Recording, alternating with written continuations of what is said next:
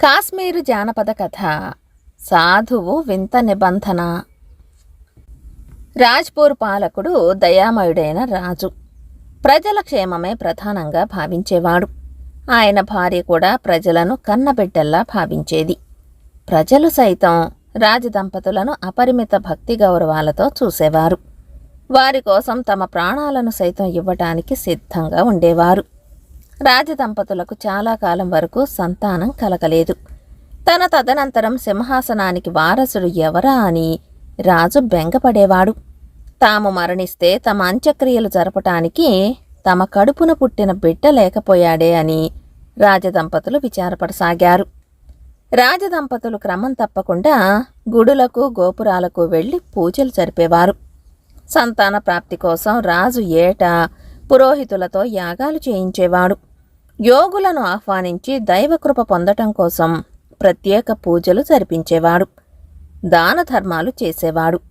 రాణి కూడా ఎన్నో వ్రతాలు నోములు ఆచరించేది. ఇలా ఉండగా ఒకనాడు రాజభవనంలోకి అలక్ నిరంజన్ అన్న శబ్దం వీధిలో నుంచి బిగ్గరగా వినిపించింది. ఎవరో చూసి రమ్మని రాణి పరిచారికను పంపింది. పరిచారిక వెలుపలికి వచ్చి భవనం ముందు నొసటి మీద చేతుల మీద విభూతి రేఖలతో, మెడలో రుద్రాక్షమాలతో, పొడవాటి గడ్డం జడలు కట్టిన జుట్టుతో, ఒక చేత కమండలం మరొక చేత శూలం పట్టుకుని నిలబడి ఉన్న సాధువును చూసి సంభ్రమాశ్చర్యాలకు లోనయింది. ఆయన అప్పుడప్పుడు గంభీర కంఠస్వరంతో అలక్ నిరంజన్, అలక్ నిరంజన్ అంటున్నాడు బిగ్గరగా. పరిచారిక లోపలికి తిరిగి వెళ్ళి మహారాణికి సాధువు రూపాన్ని వివరించి, సాక్షాత్తు పరమశివుడే వచ్చినట్టున్నాడు మహారాణి అన్నది. మహారాణి పరిచారికను వెంటబెట్టుకుని భవనం వెలుపలికి వచ్చి సాధువు పాదాలకు నమస్కరించి లోపలికి తీసుకువచ్చి భక్తి శ్రద్ధలతో ఉచితాసనంపై కూర్చోబెట్టి, మీకేం కావాలో చెప్పండి మహాత్మా అని అడిగింది వినయంగా.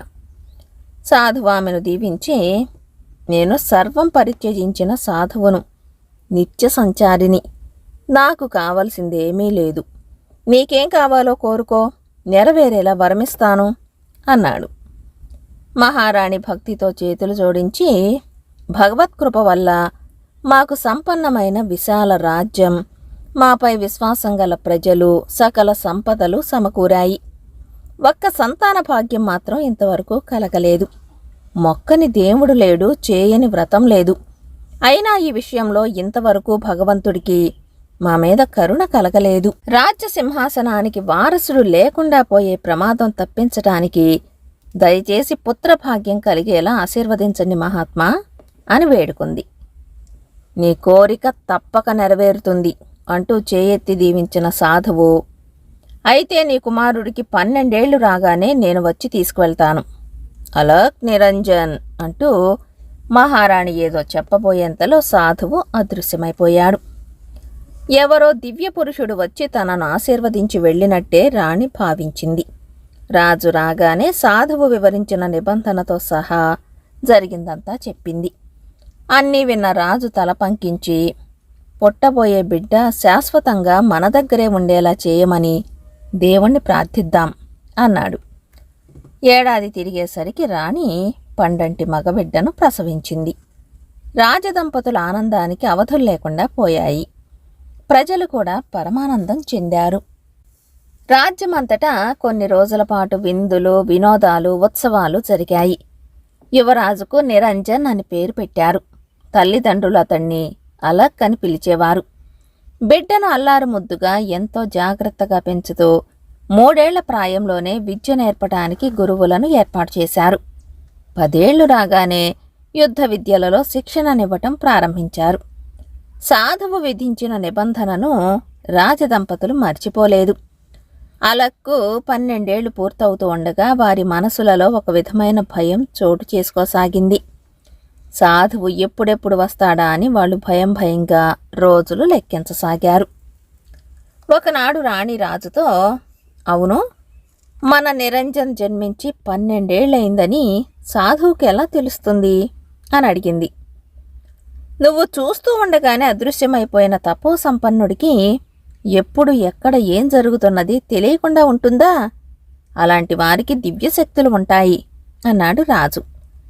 రోజులు గడుస్తున్నప్పటికీ సాధువు జాడ కనిపించలేదు. ఆయన రాకుండా ఉంటే బావుంటుంది కదా అనుకునేవారు. మరికొన్నాళ్లకు ఆయన గురించి ఆలోచించడం కూడా మర్చిపోయారు రాజదంపతులు. యువరాజు 12వ జన్మదినోత్సవం జరుగుతూ ఉండగా రాజభవనం ముందు అలక్ నిరంజన్ అనే మాట దిక్కులు పిక్కటిల్లేలా వినిపించింది. తమ బిడ్డను తీసుకెళ్లటానికి సాధువు వచ్చాడని గ్రహించిన రాజు భవన ద్వారం వద్దకు పరిగెత్తి వెళ్ళి సాధువు పాదాలకు నమస్కరించి, స్వాగతం మహాత్మా, మా నివాసాన్ని పావనం చెయ్యండి అంటూ లోపలికి తీసుకువచ్చాడు. మీ కుమారుణ్ణి వెంటబెట్టుకు వెళ్లటానికే వచ్చాను. నా దీవెన పొందటానికి ముందు నీ భార్య నా నిబంధనకు అంగీకరించింది. ఆమె ఎక్కడా అని అడిగాడు సాధువు గంభీరమైన కంఠస్వరంతో. ఇప్పుడే పిలిపిస్తాను మహాత్మా అని రాజు చెబుతూ ఉండగానే సంగతి తెలిసి రాణి కొడుకును వెంటబెట్టుకుని అక్కడికి వచ్చి సాధువు పాదాలకు సాష్టాంగ నమస్కారం చేసింది. ఆ తరువాత మోకాళ్లపై కూర్చుని చేతులు జోడించి, మహాత్మా, లేక లేక కలిగిన బిడ్డను ప్రాణప్రదంగా పెంచుతున్నాం. వాణ్ణి చూడకుండా ఒక్కరోజు కూడా ఉండలేము. కరుణించి వాణ్ణి మీ వెంట తీసుకువెళ్ళకండి అని ప్రార్థించింది.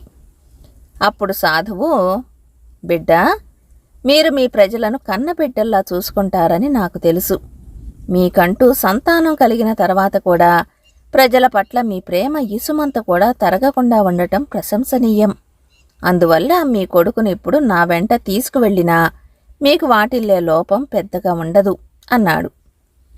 మీరు మాకు మరేదైనా నిబంధన విధించండి, సంతోషంగా స్వీకరిస్తాము. మా బిడ్డ మాత్రం మా దగ్గరే ఉండేలా కనికరించండి. వాణ్ణి మా నుంచి వేరు చేయకండి అని మళ్లీ ప్రాధేయపడింది రాణి కన్నీళ్లతో. యువరాజు నాతో ఈరోజు రావలసిందే. ఆ నిర్ణయంలో ఎలాంటి మార్పు లేదు.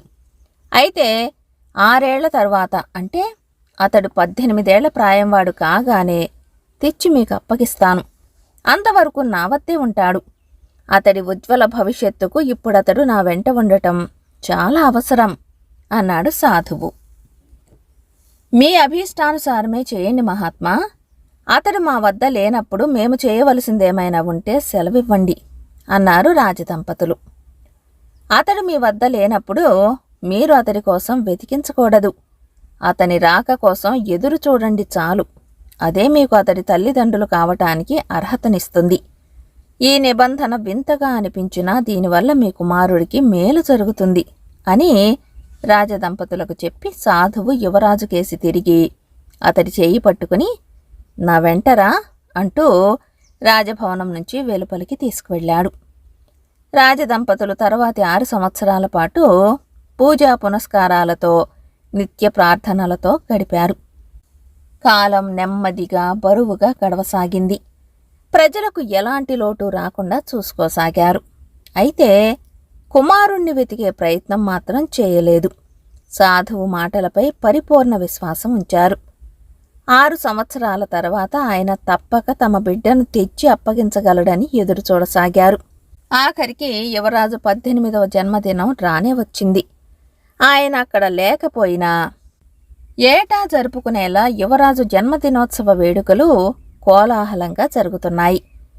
ఉన్నట్టుండి రాజవీధిలో అలక్ నిరంజన్ అన్న గంభీర కంఠస్వరం వినిపించింది. అది సాధువు కంఠస్వరమే అయి ఉంటుందని ఊహించిన రాజదంపతులు పరుగు పరుగున భవనం వెలుపలికి వచ్చారు. ఎదుట దివ్య తేజస్సుతో సాధువు నవయౌవన రూపంలో తమ కుమారుడు కనిపించారు. యువరాజు వచ్చి తల్లిదండ్రుల పాదాలకు నమస్కరించాడు. ఆనంద బాష్పాలతో అతన్ని అక్కున చేర్చుకున్న రాజదంపతులు సాధువు పాదాలకు భక్తి గౌరవాలతో నమస్కరించారు. నా మాట ప్రకారం నడుచుకుని యువరాజుకు తగిన తల్లిదండ్రులని నిరూపించుకున్నారు. చాలా సంతోషం. అయితే ఒక్క మాట, గత 6 ఏళ్లు యువరాజు నాతో ఎక్కడ ఎలా గడిపినది ఎవరికీ చెప్పనని నాకు మాట ఇచ్చాడు. మీరు కూడా అతన్ని ఆ విషయం గురించి ఎన్నటికీ అడగకూడదని ఆదేశిస్తున్నాను. భగవంతుడు మిమ్మల్నందర్నీ ఏ కొరత లేకుండా రక్షించుగాక అని ఆశీర్వదించి సాధువు అదృశ్యమైపోయాడు. యువరాజు సమక్షంలో ఆయన జన్మదినోత్సవ వేడుకలు మరింత ఉత్సాహంతో ఘనంగా కొనసాగాయి. కొద్ది కాలం తర్వాత తగిన ముహూర్తంలో నిరంజన్కు రాజ్యాభిషేకం జరిగింది. ఆ తరువాత ఎన్నో సంవత్సరాలు అతను జనరంజకంగా పరిపాలన చేశాడు. కథ కంచికి మనమింటికి.